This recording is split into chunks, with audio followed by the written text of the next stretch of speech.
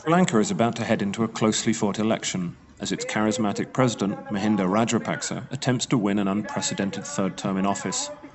And while this small South Asian island of 20 million people remains a democracy, the streets of the capital, Colombo, show signs of a more worrying trend, what some critics call a nation heading in an authoritarian direction.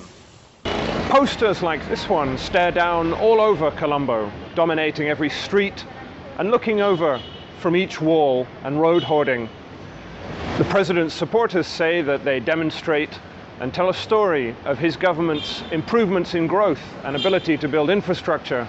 But critics say that they're illegal and that they show how his regime has increasingly become a personality cult.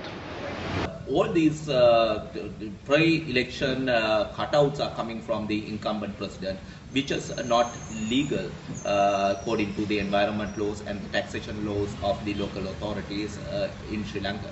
And we have received 6 complaints of election violence, and 4 out of them are using firearms. We haven't seen this sort of election violence at the very beginning of an election in Sri Lanka in the recent history. Sri Lanka goes to the polls in January, an election President Rajapaksa called early, worried about falling popularity. His government ended Sri Lanka's long civil war and has since spent heavily on infrastructure projects, such as Colombo's new port, many of which are funded and built by China. But many in the country feel they haven't benefited from all of this investment.